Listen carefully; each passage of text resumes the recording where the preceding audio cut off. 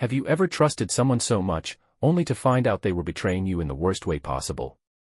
I didn't just get betrayed, I got played.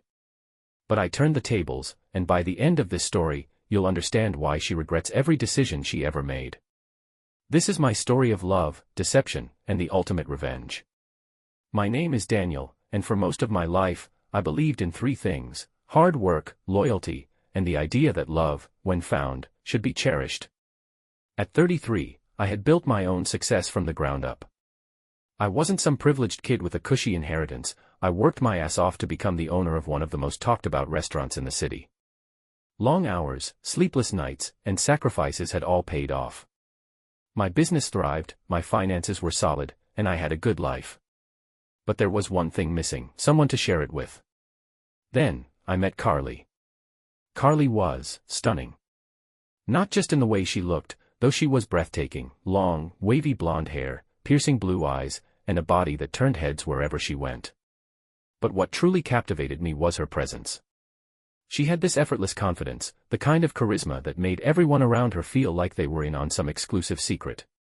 She was 28, an event planner with a fast-paced, glamorous lifestyle, constantly surrounded by luxury, influential clients, and high-profile parties. We met at a charity gala, one of those upscale events where people sip on overpriced champagne and pretend to care about causes they'll forget by morning. I had been invited as a sponsor, more out of obligation than interest. But the moment I saw Carly across the room, laughing with a group of socialites, something inside me told me she was different. She made the first move. I still remember the way she walked up to me, swirling her wine glass, her eyes full of intrigue. "You're Daniel, right?"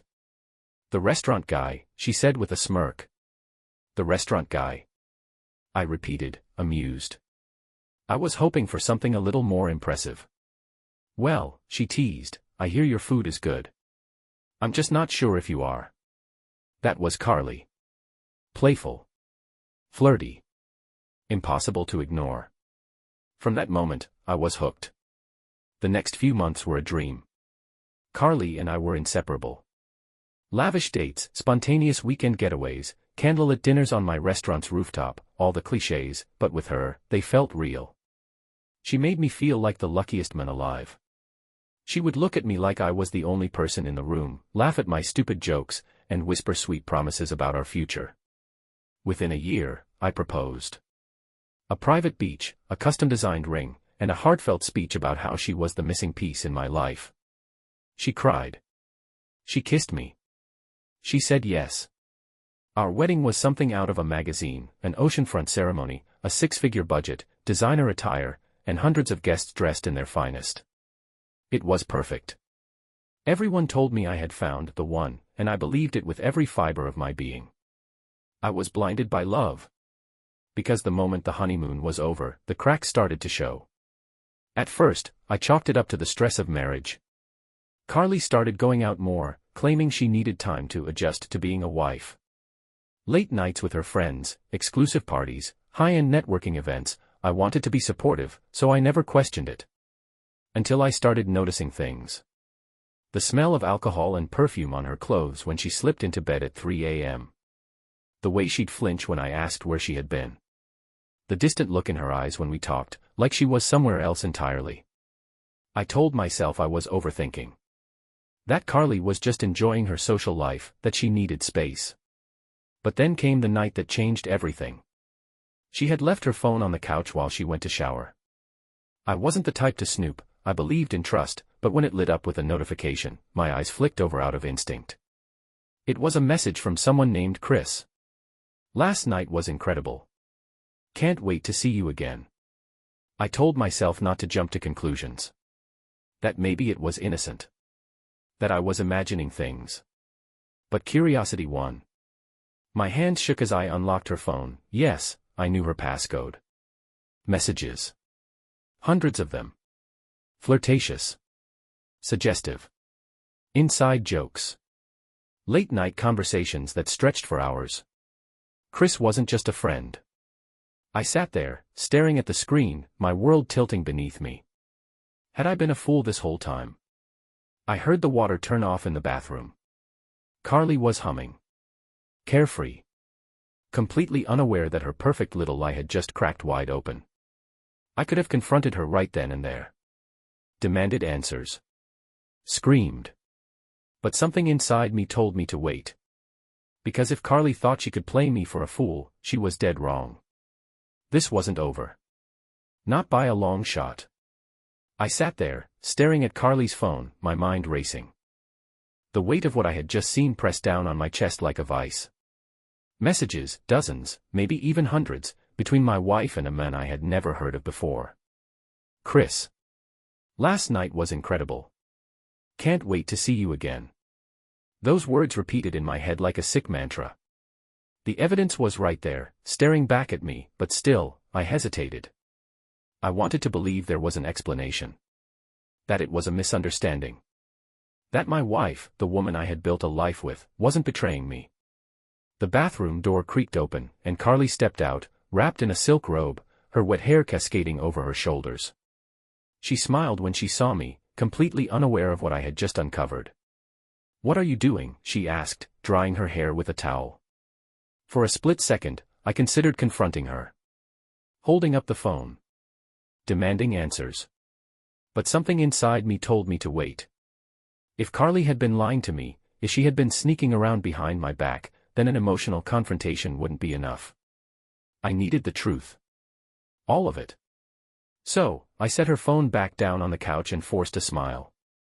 "Just checking some emails," I lied. She didn't even question it. She just nodded, completely at ease, as if everything was normal. As if she hadn't spent the night whispering sweet nothings to another man. That was the moment I knew. This wasn't a mistake. This wasn't an accident. Carly wasn't just slipping away, she had already left. I was just too blind to see it. For the next few days, I pretended nothing was wrong. I played the part of the devoted husband while, inside, I was unraveling. Every touch, every smile, every kiss from her felt like a lie. But I wasn't going to let my emotions get the best of me. No, I needed proof. And if Carly was going to betray me, I was going to make damn sure I had everything I needed before I made my move. That's when I decided to hire a private investigator. I had a friend, Mark, who owned a high-end security firm. Discreet, thorough, and experienced in uncovering the truth. I met with him in my office late at night, pouring us both a drink as I laid everything out. "I need to know who she's seeing," I told him. "I need pictures, videos, timestamps. Everything." Mark studied me for a moment, then nodded. "You sure you want to go down this road?" "I need to know the truth," I said. "No matter how ugly it is." And so, the hunt began. Mark wasted no time. He had his team tail Carly, monitoring her movements, tracking where she went when she wasn't with me. I told him to be thorough, I wanted every detail, no matter how painful. And within a week, I had my answer. Carly wasn't just seeing Chris. Mark's team followed her to a high-end bar one evening, where she met up with Chris and a group of other wealthy, well-dressed men. The footage showed her flirting, laughing, drinking. Sitting close to Chris, touching his arm, whispering in his ear. They looked like lovers. Like they belonged to each other.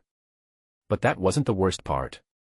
A few nights later, she attended an exclusive penthouse party, the kind of place where money, status, and power dictated the rules. Mark's team was able to access security footage from a source inside. What I saw made my stomach churn. Carly, drinking, dancing, grinding against Chris and two other men. Letting them touch her. Kissing them. And then, disappearing into a bedroom with them. I stared at the footage, my hands shaking, my jaw clenched so tightly I thought my teeth might crack. This wasn't just an affair. This wasn't just one mistake. This was deliberate. Repeated. Brazen. My wife, wasn't just betraying me. She was making a mockery of our marriage. And she thought she was going to get away with it. I didn't sleep that night. I just sat in my office, replaying the footage over and over, letting the rage build inside me. I could have stormed into our house right then, thrown the evidence in her face, screamed at her until my voice was raw. But that wouldn't have been enough. No, Carly had made a fool out of me. She had used me, humiliated me, made a joke out of our vows. I wasn't the type of man who made rash decisions. Every success I had in life, my business, my wealth, my stability, came from patience and careful planning. If Carly thought I was just going to explode in a fit of rage and give her a chance to spin the situation, she had no idea who she was dealing with. She had played me for a fool. Now, it was my turn to play her. I spent the next few weeks pretending to be the same doting husband she had married. I kissed her goodbye in the mornings, sent her sweet texts throughout the day, and even arranged romantic dinners at home. Carly, ever the narcissist, bought into it completely. She had no idea that, while she was out at late-night parties and penthouse suites, I was setting the stage for her downfall. The first thing I did was upgrade our home security system. What Carly didn't know was that I installed hidden cameras throughout the house, our bedroom, the living room, even the hallway leading to the front door. If she ever dared to bring someone back here, I would have all the proof I needed. Next, I staged a fake business trip. One evening over dinner, I casually mentioned that I had to fly to Chicago for a week to handle some expansion talks for my restaurant. Carly barely reacted, just nodded and said, "That's great, babe," while scrolling through her phone. I watched her closely. I knew what she was thinking. She saw my absence as freedom. She thought she could live her secret life without worrying about me watching. She was wrong. The night I was supposed to be in Chicago, I parked my car a few blocks away from our house and watched the security feed from my phone. Carly came home around 10 p.m., wearing a short, tight dress, the kind she never wore around me anymore. 30 minutes later, the doorbell rang. Chris. I watched through the cameras as she let him inside, giggling, kissing him before they even made it to the living room. They didn't waste time. She pulled him into our bedroom, the bed we shared, the same bed where I once believed we had built something real. And they do it deep and with pleasure. I sat in my car, watching it unfold in real time, my grip tightening around my phone. My rage burned hot, but I forced myself to stay calm. This was proof. This was exactly what I needed. But the real masterpiece was yet to come. The next morning, I returned home as if nothing had happened. Carly greeted me at the door, still in her robe, her hair messy from the night before. She kissed me on the cheek and smiled like the devoted wife she pretended to be. That was the moment I knew I had won. She had no idea that I had her betrayal on camera. No idea that I had copies of her text messages. No idea that Chris's wife was about to get the same evidence I had gathered. And no idea that the beautiful, luxurious life she had built for herself was about to shatter into a million pieces. By the time I stepped back into our house that morning, I felt nothing but cold, calculated satisfaction. The pieces were set. The trap was ready to spring. And Carly, poor, oblivious Carly, was walking straight into it. She greeted me at the door in her silk robe, her hair tousled from the night before. The same robe she had worn while rolling around in my bed with another man. The thought might have made another man break, but not me. Not now. She kissed my cheek and smiled sweetly. A wife welcoming her faithful husband home. I had to fight back a smirk. I played along, setting down my bags and telling her the trip went well. She pretended to listen, nodding, making little noises of approval, the same way she probably did when Chris whispered in her ear. I wondered how she would react if she knew that, right that moment, I had her entire betrayal saved in crystal clear HD footage. For the next few days, I continued to act normal. I needed her to believe everything was fine. She had to feel safe, unbothered. Then, I planned our romantic dinner. I told her I wanted a special night together, just the two of us. A way to reconnect after my business trip. Carly, in her arrogance, thought she had won. She beamed, acting like the devoted wife she had never been. She dressed up. Full makeup, a tight black dress, the same seductive charm she used to reel me in back when I still believed she loved me. I played my role perfectly, attentive, affectionate, utterly clueless. We sat at the dining table, candles flickering, a bottle of expensive wine poured into 2 glasses. Carly raised hers with a smile. "To us," she said. I clinked my glass against hers. To the truth. She didn't even flinch. I let her eat, let her sip her wine, let her enjoy the last peaceful moments she would ever have with me. Then, I reached for the remote.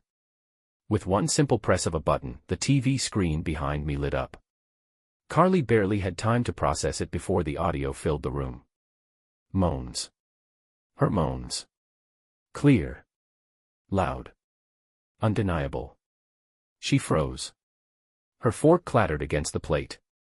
Her face drained of color as the footage played right in front of her. There she was, in our bedroom, in our bed, writhing beneath Chris. Every kiss, every whispered word, every filthy betrayal, broadcasted in full HD. Carly's mouth opened, but no sound came out. She turned to me, eyes wide in sheer horror, her entire body trembling. She stammered, hands shaking. Daniel, I laughed. Actually laughed. And then, I slid a folder across the table. Sign these, I said. Divorce papers. Pre-filled. Non-negotiable. She wouldn't get a penny. Carly's breath hitched. She reached for them with shaking hands, flipping through page after page, her eyes darting over the ironclad terms. This isn't fair, she choked out. Please, we can talk about this. I leaned back in my chair, arms crossed, watching her squirm. Watching her world collapse. Talk about what? I said, tilting my head. About how you were screwing Chris in my bed while I was supposedly out of town. She burst into tears. Crocodile tears. The same ones she probably used every time she manipulated a man into falling for her. Daniel, I made a mistake. I love you. Please. I cut her off with a smirk. You don't love me, Carly, I said. You love what I gave you. The house, the lifestyle, the security. You thought you could play me forever. Her breathing was erratic, hands clutching the divorce papers like they were her last lifeline. Daniel, she whispered, her voice barely holding together. What are you going to do? I leaned forward, my voice calm. Steady. Oh, Carly, I murmured. I'm just getting started. And she had no idea what was coming next. Carly sat there, frozen, staring at the divorce papers as if she could somehow will them out of existence. Her breathing was shallow, her carefully crafted world crumbling right before her eyes. I watched her, calm and composed, sipping my wine as she fell apart. But this was just the beginning. Carly had spent months betraying me, lying to my face, sneaking around behind my back. She had paraded around with Chris, humiliating me in ways I couldn't have imagined. Now, it was my turn to humiliate her. I didn't give her time to beg. I didn't want to hear her excuses. Instead, I stood up, straightened my jacket, and walked to the front door. Where are you going? Carly's voice was desperate, shaking. I turned to her, smirking. You'll see soon enough. I left her there, a sobbing mess at the dinner table. I had far more important things to do. Because while Carly was busy destroying our marriage, I had been busy too, destroying her reputation. I had copies of the security footage. Photos. Screenshots of her messages with Chris. Everything. And it was time for the world to see the real Carly. The first step was Chris's wife. I had done my research. Her name was Vanessa, and she was every bit the elegant, poised, and highly connected woman that Carly wished she could be. She came from old money, and unlike Carly, she didn't need to social climb, she was the top of the ladder. I had one of my private investigators hand-deliver a package to Vanessa, a full dossier of Chris and Carly's affair. I wasn't sure how she would react, but I didn't have to wait long. Within 24 hours, Chris's entire life began to unravel. Vanessa didn't just divorce him, she annihilated him. She kicked him out of their penthouse, froze their joint accounts, and dragged him through a very public, very brutal divorce process. She had an army of lawyers at her disposal, and by the time she was done with him, Chris was ruined. No more luxury cars. No more high-rise apartments. No more exclusive social clubs. He was finished. And Carly. She was next. Carly thrived on status. She lived for her high society events, her luxurious parties, her exclusive invites. So, I made sure she lost it all. The footage of her penthouse escapades didn't just sit on my phone. No, I made sure it found its way into the hands of the right people. A few whispers here, a few carefully placed leaks there, and suddenly, Carly was a pariah. The elite circles she once floated through shut her out. Invitations stopped. Friends ghosted her. Her once glamorous event planning career? Gone. No one wanted to be associated with a scandal like hers. She called me dozens of times. Texted me. Left me voicemails. Begging. Crying. Apologizing. I never responded.